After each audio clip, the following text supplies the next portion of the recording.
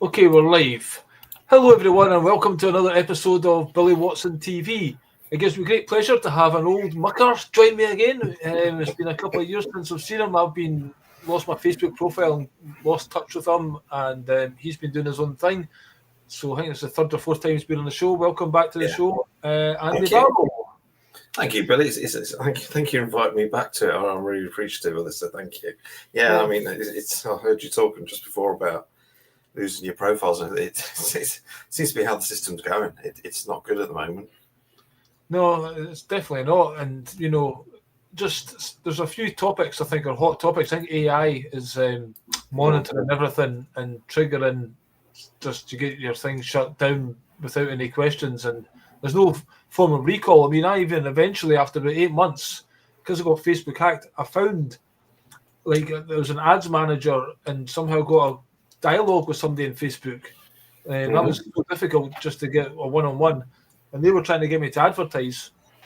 And I raised all these points, and it says, "Oh, we're not the people to do that. We'll try our best." And then it says, "Oh, we can't do it. Here's another email link or whatever. Chase them up, and that's it. That's the end of it." They just get you going round and round circles. That's all they do. I think that pisses me off immensely. It's because they know now that a hacker got my account, and they'd rather that hacker sits on my account than give mine back to me. And I had 7,500 followers on because I interviewed David Icke, and I gained a lot during that interview. I done a live during the COVID. So I gained a lot of followers, and I just think Facebook, almost intentionally, they're part of that hacker doing that. You know what I mean? That's what I think is going on. No, I think you hit the nail on the head there. They've got all these black hats, white hats, wherever they are. I don't know. I get lost in all this, but yeah, people just grab the information, like you say, AI. We're in the Skynet phase. That's the way I look at it. That's where we are. Is AI is almost in control now, and we're allowing it, unfortunately, as well. Well, in some ways, a lot of people are using AI. I mean, I've started to use it as well now for things. It does help speed things up. Oh yeah, it does. Like, I'm actually converting my books to music using AI, and I'll go around playing them, and it takes the poems away from just people don't like to read these days.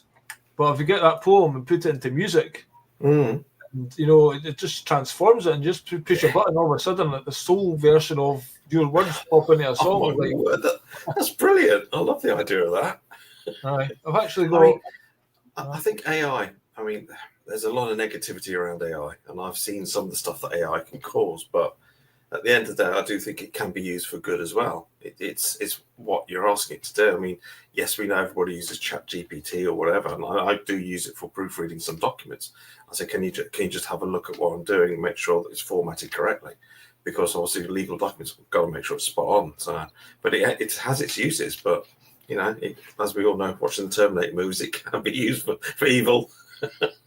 Yeah, we don't know where it's going, but certainly, I mean, people think some people are going to lose jobs and whatever, and it probably will end up with that. Because, for instance, my girlfriend, she's in photography. Now you just tell AI to produce a photo, and poof, this amazing photo pops up. You know what I mean? It's like there's lots of things on video at the moment, seeing through TikTok, Facebook, whatever, and it's people say, "Look at this weird fish we caught." You can tell it's AI, but it's getting better and better. Well, I think when you look at a lot of the movies, a lot of it's AI now. I mean, the technology is just phenomenal. What they can do with this. It's incredible. And I was actually talking of things getting taken off YouTube. But there's a guy called Martin Kenny. I don't know if you know him, but he ended up going to Portugal and forming this thing, the Pineal Foundation. It's like their own community and stuff. So I quite liked his work back in the day. And he just posted something last week, and he was talking about AI being like an old thing from way back in the past. And it's like it was like it took over the world way back then. And I was like 5 minutes into this video, says, "Oh, I'll post it on Facebook and I'll come back and watch it 2 days later." 2 days later, go back to community guidelines have removed it. So I was like, "Fuck, I wanted to watch that." You know what I mean? It's quite interesting because you don't know the technology that these guys have had, and they're just reintroducing this. Is this like almost the god of this world type thing? You know what I mean? I know. It's like I say, you just can't believe a lot of things you see on video now because Yeah. The truth can only be seen with thine own eyes. I mean, at the end of the day, but you look at a video and you go, really? That's how they can deceive us even more. Totally. And there's lots of old pictures as well. You see, saying, and you're like, is that real? No, we've got like giants and stuff like that. Like, is this AI producing this, or these old towns? And Tartaria has got a lot of images that may or may not be true and stuff. So you have to question things even more. I know. There's more bloody rabbit holes to go down. It's very time consuming. I did interview a guy who's wrote a book recently on Tartaria. That was quite interesting. But anyway, yourself, the last time I seen you, you were we had a chat with Stacey, and then we were talking about legal stuff, and then I had a couple of chats with yourself, with Stacey Wilkinson, and then yourself, and then you seemed to go down. You were in a bad way, basically. You were losing your home and things like this, and I tried to do. All right, okay. So yeah, I mean, I think that was literally last time we spoke. Yeah, I did lose the house. I gave away everything basically. I just thought, okay, I've got to step away. I've got to step away from everything that I'm listening, everything that I'm hearing, and find my own path, find my own journey. So I went to court. The judge was fantastic.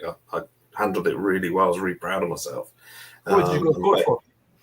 Well, basically, they were trying to evict me on the basis of they're trying to sell the property. So I offered to purchase the property. Now, this is when I started getting involved in promissory notes. I didn't really know what I was doing, to be honest. I wrote promissory note of £500,000 for the house. Now, I didn't really know how to enforce it, or didn't really know what was going on. So when it went to court, I mean, the court was adjourned about 4 times, I think. And then eventually I went there, and I had the keys in my hand. I'd already moved all my furniture, and I went to the court, and the judge said, "Are you Andy Barlow?" I went, "No." I said, "My name is Andy. I'm here to present Andrew Barlow." And he said, "Okay, so what are you here for?" I said, "I'm just here for remedy." And he said, "What do you mean remedy?" And we sat down, and I gave him the information and about the promissory note and everything. He just looked at the barrister. The barrister started talking. He literally said to the barrister, "You can shut up." Right. So I need to talk to Andy. Called me by my first name. Mark Drobble, his name was, a really nice judge. And he said, "I can't give you legal advice." He said, "Well, I can advise you. I can guide you to what you need to do." And he told me what to do, and I didn't follow it through because I was still very green and wet behind the ears on this case. But he gave me guidance on how to enforce a promissory note, which is now what's coming back in my head. Okay, now we need to do it. And I walked away from that court knowing I'd won, because even though I gave the house away, I'd won on the basis of kept my calm. I was a humble, normal man, and just carried on and walked out with my head held high, knowing the fact I'd beaten him. And the barrister got a rollicking. Because you've been watching them. I mean, you formed this thing, I Am Community. Mm-hmm. I was listening to your podcast and that, and also your TikTok videos. Oops. Yeah, I mean, they're very interesting because you seem to be coming at a different angle from most of the sovereign groups out there, because you're almost like exposing them in some ways and saying, they're making claims of stuff, but it seems like you've been in the trenches and you're trying stuff out. Like, so you're saying basically about the system, and the system's not inherently evil, so to speak. You just have to learn how to use the system or play the game. Yeah, I mean, I was heavily part of the truth scene, heavily part of the sovereign movement for a few years. But then I walked away because I could see everything I was trying was failing. Everything I did, everything I threw mud at the council, I just failed at everything I did. Now, that could be down to my own fact. I didn't learn. I wasn't listening. I wasn't learning correctly, which I get that. But then I just had, you sometimes get these epiphany moments. And it was literally February 22, I think it was. I sat there and I went, I'm coming at it from the wrong angle. I really am coming from the wrong angle. So I started looking and researching. And then I started testing things myself. So I tested things with dealing with debt collectors, dealing with enforcement agents, etc. I started working differently. And I'm thinking, okay, let's start using their rules. So it's taken me a good two and a bit years to get to where I am now. But it's knowing the things. But for me, I'm not here to debunk anyone. What I'm trying to do is say to people, look, you've got to take responsibility for your own life. This is what sovereign's being all about. It's about knowing the fact you take full responsibility for your health, your life, and everything else. I don't need a piece of paper to tell me I'm sovereign. I don't need any of that crap. I am sovereign. It's there. It's in my mind. So for me, I just realized that the tools are there. they give you remedy in everything they give you. Remedy's there. And I started seeing it. And then I started talking to Woody, who's out up in Scotland as well. We were having good conversations, and he opened my mind even more. And I thought, okay, he's probing me. He's asking me the right questions, and I'm making me think. And that's what I thought. We've got to come from inside, not outside. So the only way to better our lives is to come from the inside. So when I challenged utility companies, when I was in the House, is I didn't come from the angle of changing meters and I'm moving out and all that. Like, I just said, I'm moving. That's all I did. I gave them a meter and said, can you please send the meter, can you please send the final bill to this address, my friend's address, care of. I said, I'll settle it. And I lived in that house for a good year, just over a year longer in the house without paying electric, because I didn't tell I was moving out. I was moving because I moved from room to room. So I just utilised wordplay. So I got rid of them that way. Southern Water, when I was down there, I played with on the fact that it's something Woody. So this is not a lot of this is not all my own ideas. I've taken what other people have said and I thought, okay, let's think. How can we do this better? But I used it on the basis that I'm a consumer, not a customer. And as a consumer, where did I agree to you putting chemicals in the water? And they actually agreed and said, yeah, we agree, you're a consumer, you're not a customer, we'll take you off the books. And I went, is it really that easy? Now it's getting tougher and tougher, we know that. But I noticed, I see a lot of stuff coming out, and because I've been in the trenches, and I've made some, you most remember what I said, I've made some massive mistakes on my journey. I've made some howlers, really have. But at the end of the day, I've picked myself up and go, okay, how do I fix this? So that's one for me. I knew how to fix it. So that's where I come from. It's just not from saying all the sovereign movement's wrong. They've got some bloody great ideas out there. Don't get me wrong. There's some really good ideas. But I think when people come out and start waffling on about administrative courts are unlawful under Halesbury's law, I go, well, Halesbury's law is just a dictionary, basically. You can't use that. And there's nothing actually in Halesbury's laws that state it. So I had to come out and say something on that one. Because for me, I don't want to mislead people. I don't want to say to people, oh, I gave you this process and you failed. That's not what I'm here for. I'm here to serve and to help people. And if I can guide people to the right knowledge, which is out there, that's what I'm trying to do. So, yeah, I started looking at creating the iron community.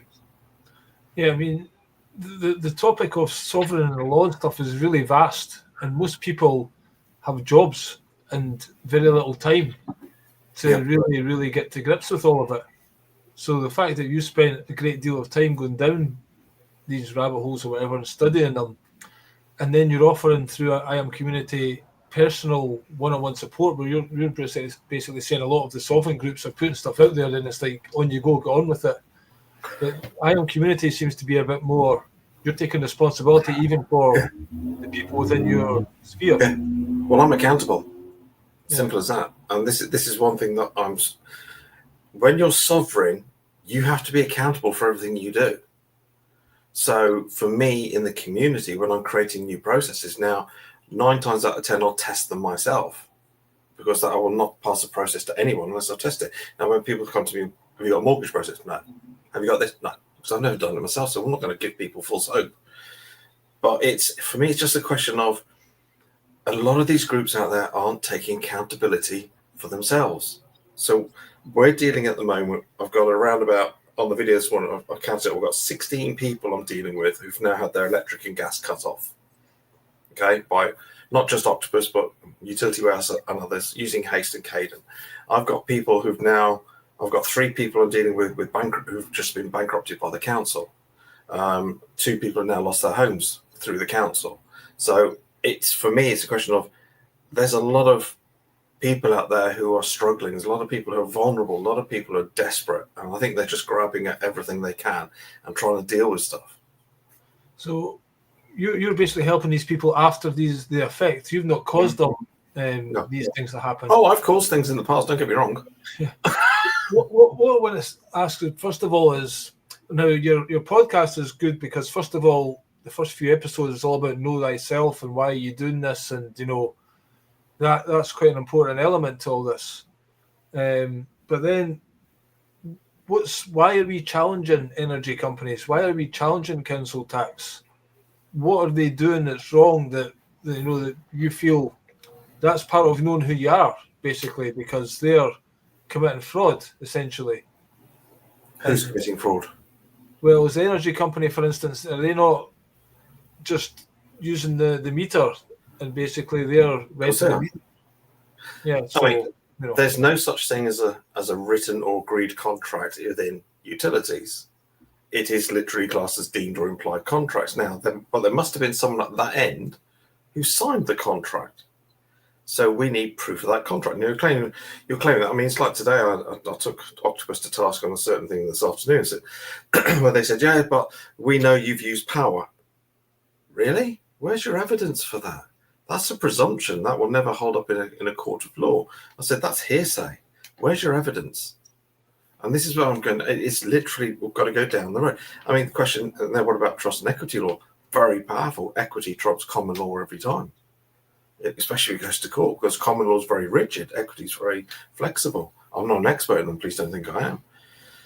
But when it comes to things like utilities, I mean, again, I just look at everything that's out in the public domain. It's bloody scaring me, because why are you telling the enemy what you're doing? Why are you publicizing it all over Facebook, all over TikTok, whatever, social, Telegram, whatever? Because none of them are really private. And I just think if you're acting in the private, you keep it private, which is why I think in the iron community, we're seeing quite a few successes recently, especially when it comes to debt collectors. And I just think, look at utilities, I think, yeah, we know there's fraud going on, but who created the fraud? We most probably created it at the end of the day. But I'm holding to task to say, you claim to be a provider of energy. You claim this, you claim that. He who makes a claim bears the burden of proof. So please tell me what you're doing. And we will pay you the standing charge, which pays for the upkeep of the network, until you come back with the right answers. And with this account is now in formal dispute. I don't want to see anybody else losing their bloody electric. A lady I'm talking to this morning, she had Octopus and Haze come out, 3 police officers, digging up her garden and disconnecting her. Now, she followed another group's process. I'm not going to name that group, so they're not here to defend themselves. But they disconnected her, and it was -4 last night. She had no heating, no lights, nothing. Poor woman's freezing to death, literally. So I've gone hell for leather on them now, because they're breaching their own rules. So we got to hold ourselves accountable. We got to hold them accountable as well. Yeah, the reason I got in touch with you is because I'm quite friendly with the lady Gillian, who's a mutual friend, and yes, I've been talking to her, and she's, went around the groups, but you're helping her. But still, she got she had an Airbnb or something, and they just came and knocked on the woman's door, and they're acting unlawfully, because ultimately these energy companies, I mean, it's a national grid. Why is Britain different to the rest of the world almost? And the national grid done a deal years ago whereby they're supplying their energy and it's all paid for before, and then they're just coming in and claiming, but ultimately, I'm challenging it with Gillian's help. I was like, trying to challenge them, and I'm asking questions, are you supplying energy? And then I'm saying things like, there was no wet ink signature, where's the contract? And then they're sending me stuff back saying there's a digital contract. Now, what I found interesting about you is because you're the first person to almost say there doesn't need to be a wet ink signature, there can be an implied contract. Correct. And if I've paid them previously and I've gave them meter readings up to a certain point, then am I officially due them that money? Was there a contract in place, or can I argue that point? You can argue anything you like on them. This is what I say. I mean, everybody seems to think, no, I've entered into a contract and I'm in trouble. No, you're not, because there's always a get-out clause. There always has to be a renegotiation, and that is an apology. That's where I've always worked, is, hey, I've screwed up here. I'll never say sorry. This is a mistake. This is an error in judgment. How I'd like to rectify it. But if you're challenging the utilities at the moment, a lot of people don't look at the back billing rules. So if you've given meterings, but a lot of people haven't had meter readings done. So if they haven't had a meter reading done, and the electricity company themselves, they've got to follow their own rules. It is their responsibility to effect a meter reading. Now, if they come knock on your door and you're not in, that's not your problem. If they knock on the door and you say it's not convenient, that's not your problem, because they shouldn't just turn up on your doorstep anyway. but we're using the back billing rules. If you get a meter like I'm doing now, is with Jen, my partner, and a couple of other people, is we've actually gone and put a meter reading in. So now, where there's been 5-6 years worth of electricity to be charged for, they can't charge for it on the back billing rules. They can only charge for 12 months, but we're still going to challenge that. So we'll get the debt down, and then we'll challenge them again. Say thank you very much again. We're still going to pay the standing charge, but we will not have you coming into our house, etc. But when you've done a meter reading, it's challengeable. Everything is. It's called renegotiation. Yeah, I mean, my personal meter is outside the house, so they could theoretically come and read that whenever they want for the gas and electricity is in the house. But they're claiming they're supplying both. But obviously, you just phone up. I could have picked any company to say, supply my electricity, but obviously they're all at it. I mean, see, the way I look at it is, was it in the 80s? I think it was. Thatcher sold everything. Yeah. So all these public companies, the grid was public, everything else was sold to the private. So that's how they get us. I mean, in France, Germany, wherever, I think it's completely different to what we've got here. Is their electricity is a lot cheaper, their gas is a lot cheaper because we're run by. So I don't look up. Trying to be nice here. Nasty buggers who sit in their ivory tower who are just making money for their shareholders. That's all it is. Yeah, and they keep putting the prices up as well. This is why a lot of people are deciding to challenge it because it's absolutely extortionate. See, for me, put it in dispute, pay the standing charge a month, which is about 30, 40 quid, depending on where you live. They could go to Ofgem's own website, look at the standing charge for your area, and pay that.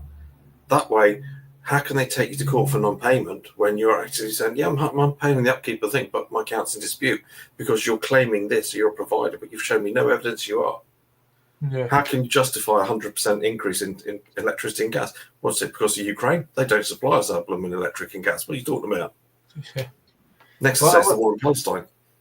Yeah, I lived in Turkey, and the electricity, comparatively speaking, I guess, was, I don't know if it's as expensive, but basically if they're not paying there, they just come and cut your electricity, poof, end of story. So it seems to be different here. Well, well, it is, but now they're ramping up the game. Okay, so basically there's a loophole in the wording because I found it today. Basically, if you pay no money, they give you no power. So they're ramping the game. So where we used to always say when I was in the truth scene, they can't cut your electric, they can't cut your gas. Yeah, they can. They're technically not allowed to between 31st October and the end of March, but they're now doing it because I think they've just had enough of us all throwing things at them and challenging them. They get sod it, if they can't pay their bill, they don't get any power. Yeah. So like I say to people, I said that's a great way to get off the grid, start generating your own. Yeah. Well, ultimately, we talk about using the system, but to me, the whole system is corrupt, and communities should be working together as people, you know what I mean, and growing our own food. And correct. Coming out of it, what is it, the Whore of Babylon, or whatever you want to call it, Some people have different things. But, yeah, I mean, also, what about things like speeding fines and the police, the policy enforcers? There's no victim involved, but yet we're getting charged. Like, basically, I left a car, I went in to buy some CDs or somebody, came back, there's a parking ticket. So I was in the process of sending 3 notices. Next thing I know, they've whacked money at my bank account, quite a substantial amount. Then I complained to the bank, and then they've sent me a letter kind of saying, it wasn't their fault or whatever. Because they took it with a joint account as well, which I'm not sure they're allowed to. No. But basically, now, last week, it says, we want some more money out of you. They want another £100. They've already, it's like one parking ticket's now up to about 390 quid they're trying to take. And again, it's just these companies, like the debt collectors. So the electricity and gas company, basically, they passed their debt on to the debt collector. So I've sent them a cease and desist because I'm like, you're a third-party interloper, and I'm still in dispute with the trying to get an answer. They've not given me the answer to the questions I was giving them. So they're just dancing around it. You're not saying who's supplying energy. So again, they just dance around it, give it to the debt collectors, and they're buying debt. And now they're saying the parking one, they're saying this is enforced by a court. It's went through the court. You have to pay it. End of story. Is that legit? Or, how can they... You should get your day in court, should you not? Yeah, of course you should. And you have a right. You have your right to stand in court. So how are they getting around that and just taking money out of your account and, basically saying we're now, what's it called, sheriff officers or whatever? Yeah, because Scotland's law is slightly different. When I say slightly, it's completely bloody different to the UK. Because Scotland's laws are older than England. I mean, your country is the oldest around. I mean, your laws go back way further than ours. But I've worked out how to deal with debt collectors in Scotland now. I've got a process specifically for Scotland. I've got a process specifically in Northern Ireland because their process is different. And I've got one for England and Wales. So we've got people testing the debt collectors in Scotland at the moment. Jen, my partner, she does a lot of the stuff for debt collectors on the community. 27 out of 27 wins in the last 2 weeks. Right. Literally, account closed, zero balance, or it's gone back to the original creditor. So that's a win because it just means they can't deal with us because they got to answer a simple question and they can't answer it. So you're not going to give that out. You have to join the community to find out. No, I mean, there's a lot of stuff we don't give out for obvious reasons because it's in the public domain. But it's a simple question where you claim this is a debt. So under the Consumer Credit Act 77/79, where's your legal authority to talk to me? Yeah, you don't have a contract. They don't have one, so they can't. Let's literally. That's what when we get them. We send them around about 16 questions. Right. And they never answer it. So we say, okay, fine. Then if you want to continue harassment, then we will see you in court because that's what we're doing. We're following the legal process through. And we're starting to take people to court now. So who's this guy, Woody, you were talking to? Woody, he's an amazing man. Known him for about, must be coming up to a good 4 years now. He's based up in Kirkcaldy. That's where he lives. But he's got a finca out in Spain, a farm in Spain. We got together and he invited us out to the finca and went out there for 3 months just working on the land. He's trying to build a community. That's what he's doing. But he's been out the system. Oh God, how long is it now? Must be a good 15 years. He's been out the system, maybe longer, because his mind's so much more powerful than mine. What he thinks and where he works, but he saw something in what I'm doing, so he's been guiding me along the way, and he's seen the successes we're having. So he's just a phenomenal guy. Woody Ladude is his name on Facebook. If you want to look him up, amazing guy. Is he involved in the IAM community? He comes in. He doesn't do anything about legal and lawful because he's had enough of that crap. He says, "I don't want to deal with that anymore." He comes in to talk more about empowerment. He does something on Empower the People website called Conscience Corner, where he gets people to come in. And like I do on the community, we have a gathering every other week where people can feel safe. They can come in and talk. They can cry. They can do whatever they like. And we just hold space for people because that's what it's all about, is helping people break through those barriers. And that's what Woody's very good at doing. He comes in and does all this. And, yeah, the guy's just absolutely phenomenal. I've got so much love for him. Yeah. So you've basically taken on his advice and then you're helping people like myself, I guess, and others who probably don't have as much time or resources. Yeah. Look, no one's got time. Is a currency on its own. We know that. And time is flying by. It literally is. I don't know where the days go. But for me, I was doing regular one-to-ones with people, and I could see them. I'd explain what they need to do. I could see in their eyes they didn't fully get it. The penny drop moment hadn't happened. So I came up with it. They said, look, why don't you, if you want, I'll help create the documents for you. They'll be individually unique. There's no such thing as a template, what we do. Everyone's case is different. So I started coming up with that. And we're starting to see some traction and success on those as well. We're seeing good results coming back. So I now know that's a way I can help. Because if you'd have asked when we first met you, I was driven by, I want as many followers as possible. I want to be the biggest. Not anymore. I know I'm just here to serve and help. No, I think just the tail end of when I was watching you, you were almost saying that you were trying to not essentially go back into the system and get a job, and you were trying to find a way to help people. And it seems like you've found a nice balance there. For you're not out to make a big zillion amount of cash or whatever, but you need to live. So at the same time, if you can help others, I mean, to me, that's what any community, we should be doing. We can be prosperous. Money creates scarcity. You know what I mean? because people can hoard it and whatever. But if we're all given, then we can all share the abundance that's all around us, Well, my principles are basically this: is there has to be a balance of energy. So if I'm spending my energy, you need to balance it. There has to be balance in the universe at all times. So, but I don't always ask for monetary. I don't ask for anything. I just say, look, if you prefer to do a monetary donation, here's my link. If you prefer something else, I mean, I had a lady come to me the other day. Where's it gone? And she said, I don't have any funds. I said, that's fine. I don't worry about it. So she said, I can gift you one of my products. So she's gifting one of her products called Activate. So this is how I work, is I don't always receive monetary funds. It's gifts like that. And that, for me, because she made that, that's come from the heart. That's what means so much more to me. Well, it's like barter, isn't it? In the days going by, people would barter.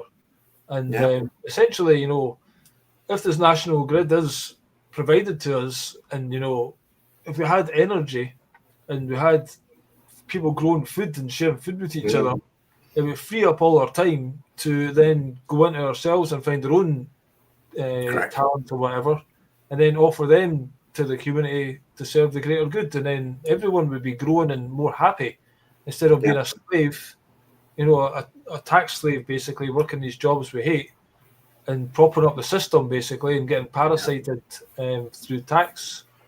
What do you think of things like income tax then? Because people say that is illegal as well. And like I went to a meeting with somebody saying,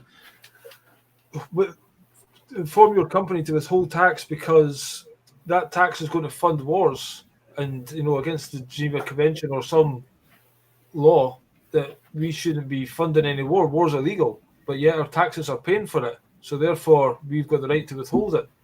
My first question on that, back on that, is where's the evidence? Right. Well, I work off evidence base. I've heard a lot of this. Tax is illegal, tax is funding wars, tax is funding paedophilia, whatever. But my stance is this. Whilst I know there's stuff going on, it's not my business. My business is here to help others, not listen to the fear porn that's being pummeled out there all the time. Now, tax, a lot of people said it's voluntary. Back in the 1700s, it was. But they've changed the system as they've gone through. You go and read the tax manuals, it tells you how it's changed. But there are ways not to pay tax. It's about being in the private again. We're in the most, our community's hidden behind a private trust. So we are protected that way. But there's things like PMAs, private members associations. We're helping people. Well, we've got a legal exec in the community who sets up PMAs for people. So you can change your shop or whatever to become a PMA. So everybody has to have a loyalty card like Tesco's or Asda. So you become a PMA. And that way they are the protected, but they're changing their pricing structure. They're going down these standard industry codes. I can't remember the numbers, but there's one way you can change it to become almost like an exempt charitable trust or a charity. So you can, not an actual physical one like Oxfam, whatever, but you can change the standard industry codes as far as I'm aware, not done it. And then you can just start taking donations. Now, donations can be taxable. We know that. But for a small business, they're not. So there's ways around of dealing with this. And obviously, if you've got a private trust set up, a proper private trust, then it can protect you as well. There's so much out there. But it's about learning. You can't do this in the public. You've got to be in the private. 70% of me is in the private all the time. 30% is playing in the public. So I respond to anything that comes to me with my legal name, and everything else I do in the private. Yeah. So the person who I heard this from, they were saying, they can say to a company, right, I will pay you. There's the money in trust, as long as you prove to me that none of that money is going to fund war. And then they can't prove that. So at the end of the year, almost like the bill gets put back to zero, and then they do it the next year and the next year. Does that sound feasible? Yeah. No. First of all, the HM revenue customers will have to recognise the trust. Right. So you're saying shoebox. Yeah. What is it? What is it? Is it registered trust? Is it between two people? If it's between two people unregistered, then they'll dismantle that in a court. If it's registered, it gives you more protection. I'm not a trust expert, please don't think I am, but I've looked into this process. I think I know who you're talking about. and I literally have now started ripping it apart. And I'm sat in there and I go, how do I tell people? There's ways to do it. For me, it's all about, again, privacy. Now, if you're going to do it right, I mean, don't get me wrong, there is some good legs in what this process is. The tax rebellion, there's some good legs in that. But I think it's coming some things from the wrong angles. It's got to come slightly differently. Saying to the HMO, because I'm putting in a trust without, where's your declaration of the trust? Who's your trustee? Who's your beneficiary? Do you know what I mean? Who are they? Are you putting down the HMO customers as beneficiaries, or are they a trustee, or how's it working? Yeah. There's just too many questions for me. Now, tax itself, again, it's asking the right questions. Okay, you claim I have a liability. Can you please show me the liability? Can you show me your bookkeeping? I mean, we have successfully used in the past, and we're still doing it now. We've rewritten the process. We have used promissory notes to clear people's tax. So we have been successful in that. We failed on a few, yeah, I'm not going to lie on that one, but majority of them we got them across the finish line. Then we realised that the promissory note we were using was being used in the public. Someone had taken it and used it. So we've got to rewrite the process, but we've now created a promissory note process. That's for England and Wales, for Scotland, for Northern Ireland, and also for Ireland, because we have a lot of people on the community from Ireland, so they're now using it successfully in Ireland. So it's about, again, we know you can use them, but for me, I had to go and learn a lot of stuff about it and then rewrite the whole process for what we had. I have heard someone try to pay off a mortgage with a promissory note, and ultimately, isn't that what money is? Promissory note. So it's a promise to pay. What's the difference between their so-called legal tender and somebody coming up with their own promissory note? Well, this is where I get them, because when they turn around, a lot of the things we see coming back now is we don't accept promissory notes. Now, under the Bills of Exchange, where's your lawful reason why? So I'm sorry, just saying you don't means you do. Because if it's not specifically excluded in your terms, it means it's included in your terms. That's contract law. So just saying you don't accept it, I want to see your proof of this. So you need to show me lawfully how you do it. But we're following the process through now to what's called a declaratory judgment. So we go after the public side with a note. We put everything down, the interest rate. We put down the expiry date, which is the 31st of January, 2099. So a lot of people will be moved into the next round by then. But at the end of the day, because we've done it now, it's completely into what we did a year ago. We're now seeing traction with it, where even in the US are now picking this up. There's a group in the US called Wondrous People. They're now using our promissory notes. So we're tying the two communities together. But when it comes to paying off a mortgage, and they say that, I tell them, so how else can I pay you? Because if you're saying I can't pay you the promissory note, then that means I can't pay cash, checks, postal orders, or anything like that, because at the end of the day, they're all promissory notes. It's quite clear. It says, I promise to pay the bearer the sum of on demand. Yeah. So tell me I'm wrong. I think they just can't answer that question. Yeah. It's a really difficult process to get your head around. And like I say, I'll always stick my hand up. I screwed up on a lot of processes at the beginning, but now I know we have a process that we've tested and we're working it. I mean, we even had a barrister in Liverpool who was interested in it. He said, "Can I see your process?" I said, "Yeah, of course you can." I said, "I need it legally checked anyway." And he said, "Can you write my tax off for me?" I said, "Yeah, of course we can." So I said, "Would you like to be the first tester?" He said, "I'd love to. Could you do it for me?" I said, "Yeah." We wrote £436,000 tax bill off. All right. Statement to zero. They will never show you the transaction, just gets down to zero. Yeah, I've heard that in a couple of accounts. There's a previous guest of mine, John Carroll, in the audience there, and he's saying crypto is good as long as it never touches your bank. You can pay people crypto. HMRC can't see it unless you transfer from exchange to bank. So that's basically another way of exchanging goods and services. Yeah, definitely. This is what we should be doing. We should be looking at our own currency systems and how what do you think of crypto, Bitcoin and stuff like that? I've never been involved in it. It's something that's just never felt right to me. I suppose it's because it's digital. There's no substance. For me, I like to make sure there's a substance. Okay, we know money's fictitious. We know it's fiat currency, whatever. We know that. But you can still feel it in your hand, even though it's a bit plastic. But I don't know. Crypto's just never felt right for me. And yeah, I've most probably missed up opportunities to make absolute fortunes of money. But like I said, I'm not here for that. But I think there's some good stuff with crypto. Do you have any thoughts on the government wanting to move towards digital currency? That won't happen. Do you think cash will always be a thing? Yeah. I mean, most of the major banks, if you go through their Articles of Association, they've all now said cash will not go. It'll stay within the banks. What about people going to the banks and trying to get their cash out and getting all kinds of questions and stuff like that? And it seems to be harder to get money these days. It is, because it's not your money. It's not your bank. You don't own it. Yeah, that's basically why. It's their money. And that's why they get taxed. And we're using government money. It's only for government officials, actually. When money goes into a bank, you pay money into the bank. You fill in a deposit slip, so you're gifting that to the bank. Yeah. If you want to pay money to the bank, you've got to use a special deposit slip. That means that money stays in your account and you can draw it out as many times as you like. So if you want to put 10 grand in on a special deposit slip, you can go tomorrow, and when they've obviously put it in and cleared all the checks, whatever, you can go and draw 10 grand out. If it's on a normal deposit slip, you can only draw, I don't know how much they limit you to these days. I know cash might be $250 a day or whatever, but I don't know what a bank is. I think different banks have different amounts on different days. Yeah. So it's wrong how they're restricting people, but we know that's what's coming. We know that's what they're trying to do.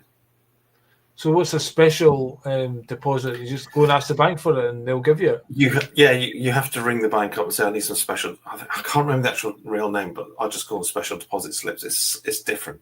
So it's the wording on it. I don't have it because I've only got a bank. I don't have money to go in.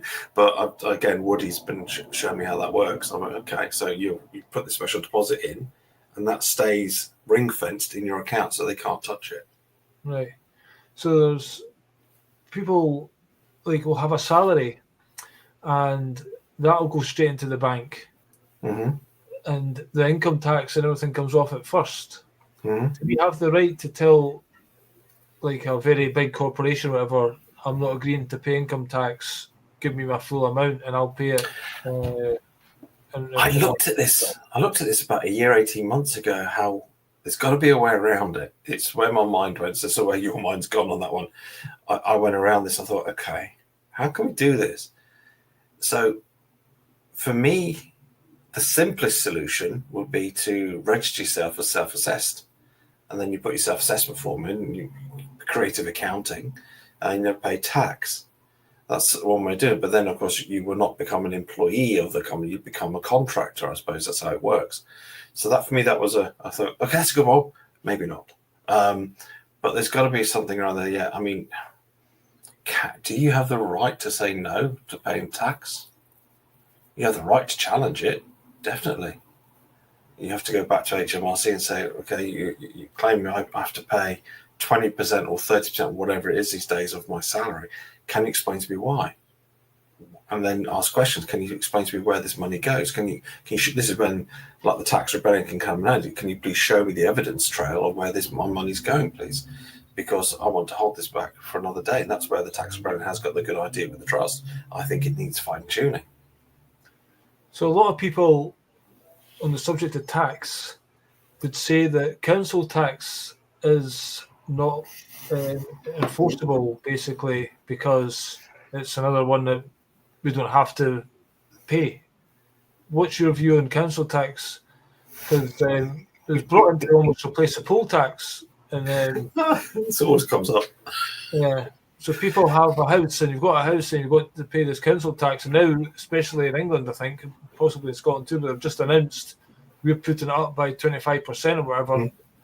It seems to be, we're getting squeezed and squeezed and squeezed by these parasites, you want to call them that. And I agree.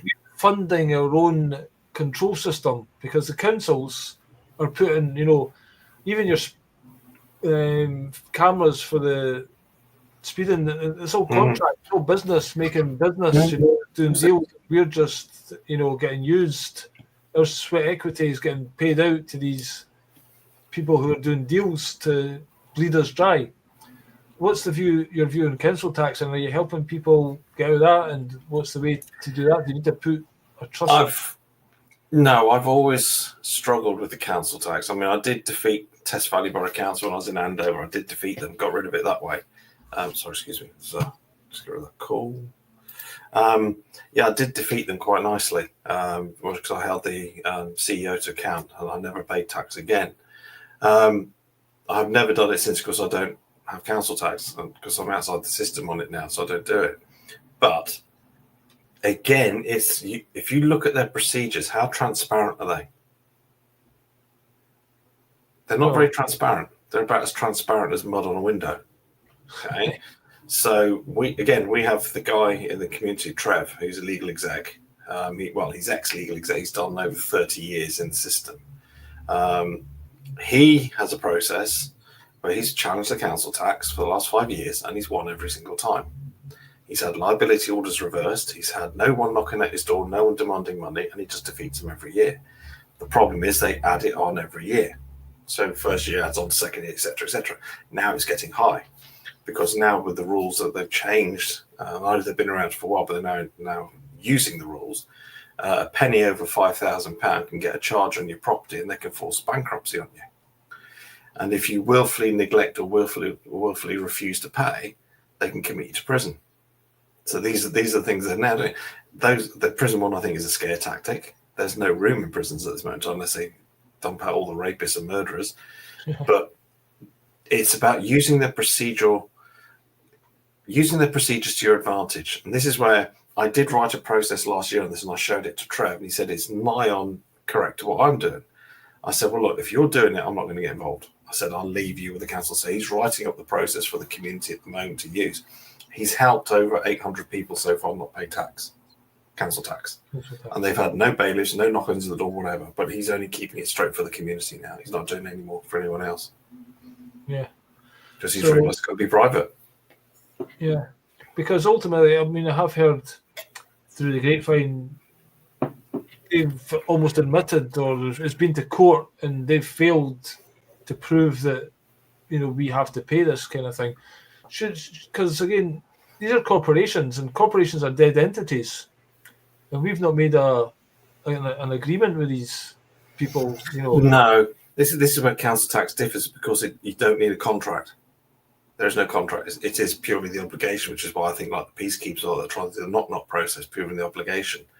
But again, it's down to the Local Government Finance Act. If you look at it in the first paragraph, it mentions who's liable to pay council tax. And they use a word called hereditament, I think it's called. So basically, any person, occupier, or anybody who's actually living in that property or residing in that property is liable for council tax. So automatically, they get a jail clause straight in the first paragraph. Prove to me I'm an occupier. Prove to me I'm a person. Prove to me I reside here. The onus is on them to prove this. So where a lot of people are going down just throwing mud and causing a lot of stink at the council, I say use the tools that's there. Read between the lines. Look at what's there and go, you claim I'm one of these. Okay, prove it. Well, you made a post on TikTok about Black's Law Dictionary not being relevant. I knew it was coming back to bite me in the arse. Not being relevant in the UK. So a lot of things like occupier, resident have a specific meaning in Black's law. And even the person, people will say, I'm not a person, that's the straw man or the legal fiction. I'm a man. See, I'm questioning all of that. Yeah. So, I mean, I thought that was quite a good angle what you were saying there. Like, prove I'm a person. Yeah, it is. I mean, don't forget, person and everything's still usable in the UK. However, our laws are completely different. Black's law is an American book. It's designed for the American legal system. It's not designed for use over here. It can be referenced over here, but if you try and use it in a court over here, they'll throw it out because it has no relevance. It's Jowett's law, and I can't remember the other one. Is it Stewart's law? It's two we use, and they refer back to things like Black's law, but you can't use it as an argument in your defence. So when people say, under Black's law, I can travel on the roads, no, you can't. Not in the UK, you can't. In America, you can. But you can't use it here because it doesn't please in the system. So, yeah, basically a driver should just be somebody who's working and behind the wheel. Then they're a driver. But you're saying that's not the case. Everyone's a driver. Yeah, because if you look at the Road Traffic Act and you start, this is where I go now. I go down and think, okay, how else can we get around this? How else can we beat it? Now, if you actually look into the research, do the research on this, there are ways. The Gumshoe Sleuth on YouTube, I don't know if he still is, he actually did this very successfully. He drives around in his own car with his own plates, whatever. He did it. I don't know the process. Didn't pay the £3,000 to learn it. In the UK, we're followed by laws and statutes. In America, they got a slightly different system.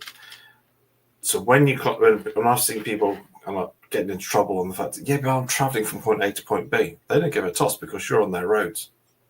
Now, if you look at the system correctly, if you want to travel in your own conveyance on what you class as your own roads, you've got to have your own land and build your own roads because that's all owned by someone else. So how can you travel freely from A to B without being arrested or stopped or whatever? There is ways of doing it, but you're going to have to get the original manufacturer certificate from the maker of the vehicle, not the DVLA, and you've also got to get the original warranty that comes with the car, and then you have to notify 148 chief constables, plus the Minister of Justice, the Minister of Transport, Julia Gilliard, whatever.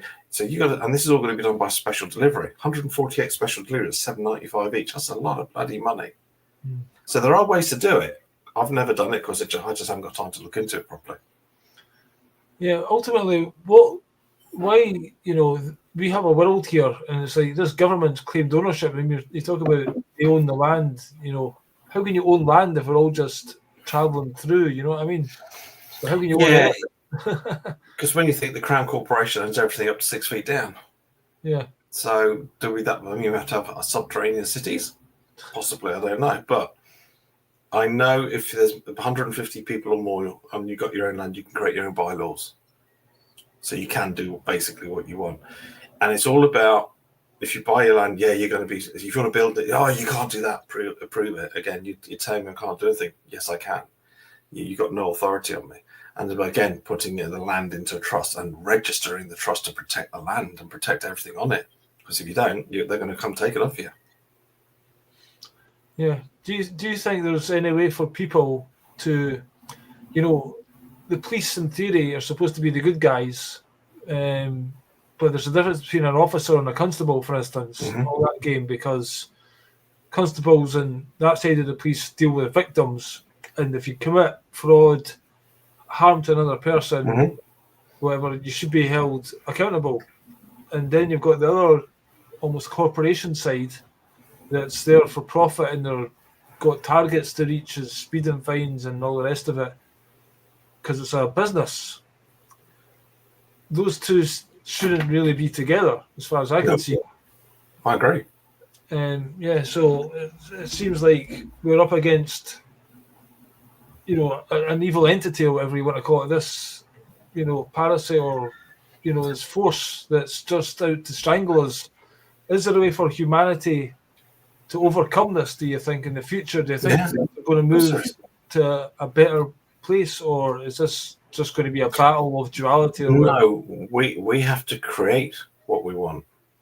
Now, with the police, they are an exempt charitable trust, so they have higher standards than us on their vehicles and everything. Why are their vehicles always clean? What do you know what I mean? They have higher standards. You'll never see them doing 70 miles an hour down the motorway unless you get young yobbo behind the steering wheel. They always drive at certain speeds. But again, they have to be held to higher standards. So when they're acting on like evictions and they're sticking there, say, okay, can I speak to your trustee, please? They will say, Sergeant, I'm going to speak to the trustee. What do you mean? Well, you're an exempt charitable trust. I said, so I need to speak to the trustee who's authorised this for you, please. And they just don't know what to do. And if you always speak to the desk sergeant or the sergeant on duty, they know how this works and they can back up very quickly. But when it comes to the future, well, we can't predict the future in any way, shape or form. We can put fear porn out there, whatever we want to do. We have to create our own future. Now, our future has been created right here, right now. I go back to Fatboy Slim's song. Right here, right now is our future. So we have to come together. We have to start working together. I've tried working with other people. I got invited onto a group, which Gillian most right day, I got invited onto a group and I ripped people a new bumhole basically because I was sick and tired of the fear they were throwing at people. And I just refused to be part of it. because it's being led by a lot of egos. A lot of people just want to be the leaders. They want to take control. Yeah, let's do it together, but I'm going to take charges. That's not how it works. I'm the founder of Iron Community, but I'm not a leader. No one looks to me as a leader. I'm just a member of the community who's there to help everyone else. And that's how we have to work. Drop the egos, drop all this egotistical crap, for want of a better word, and start coming together and working together and coming together for the common good. It's okay sitting around the table and everybody just agreeing, but what are they going to do when they walk off? Are they going to continue doing what they're doing? I'm in line with 3 communities at the moment, well, 4 now with America. There's 4 communities I work alongside now, and we work harmoniously along each other. We don't interfere with each other's communities, but we do help each other if we need to.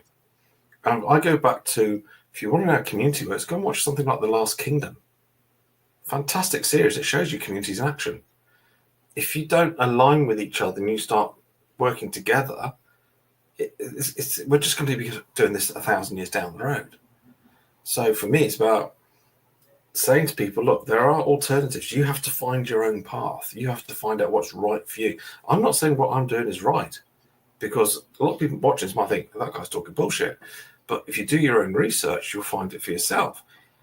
But you've got to know your path as well. Who are you internally? Who are you? What are you doing to fix yourself before you go down this road? So when you go down this road and you start fixing yourself and you start realizing, you talk to a lot. If you want, we'll do a Zoom inside the community. You can come and have a chat to our members. I think it'll be good.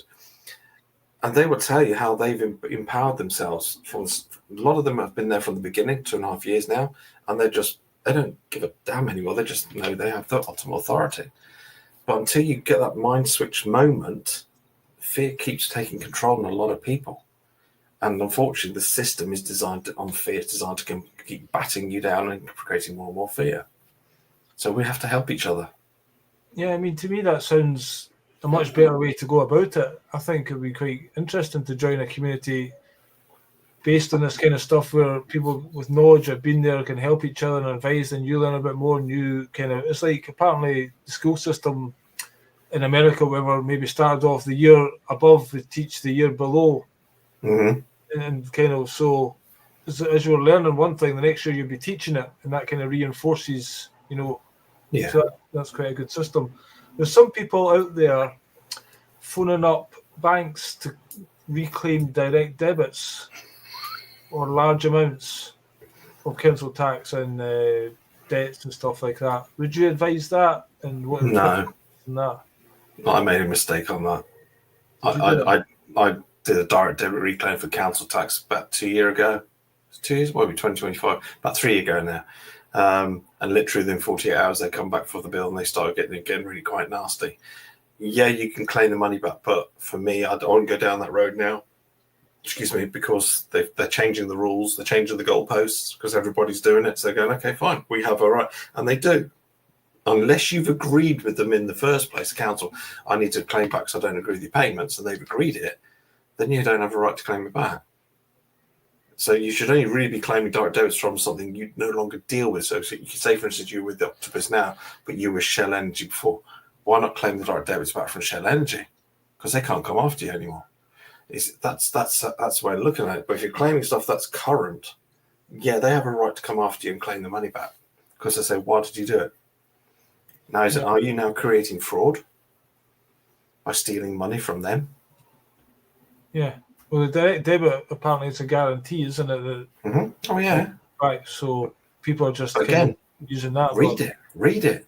Yeah. You've got to have the agreement of the other party to be able to do the direct debits. Yeah.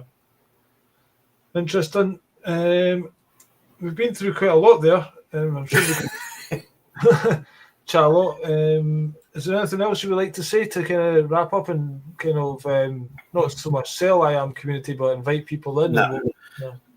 No, I mean, at the end of the day, look, what I would say to people is, look, we will have to find our own path. We also have to find our own journey.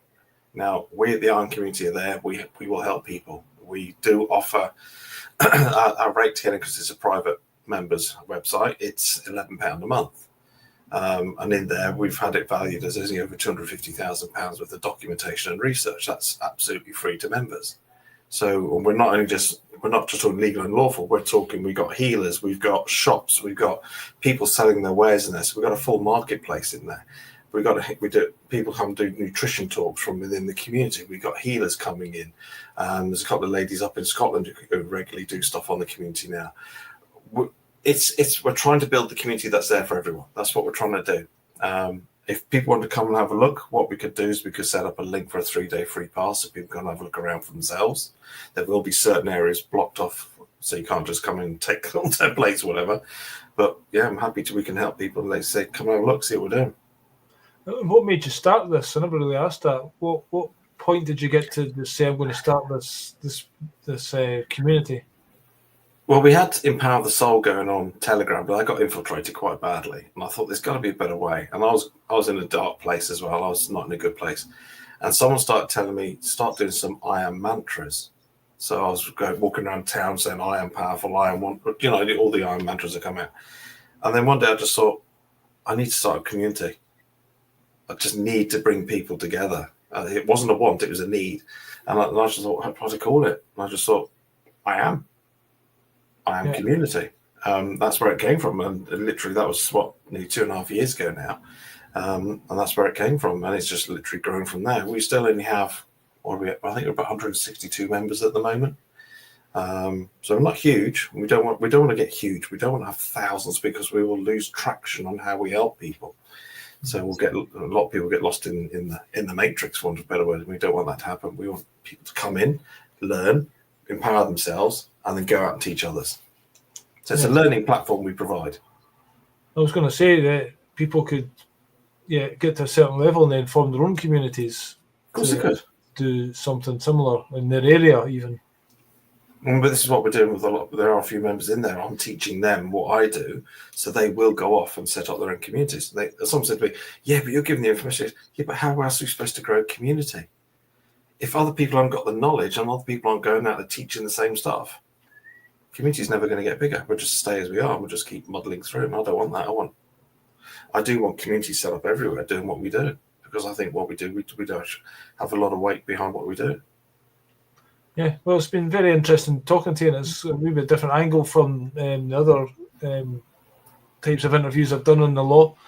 So it seems it seems very grounded anyway, and the fact that you've been in the trenches and made mistakes, I think that's a good way to learn. And basically, then you can go forward with experience. And again, the system is always changing, so it's difficult to just give a template out there. And everyone's case is different as well. So you seem to be a lot more personal centered.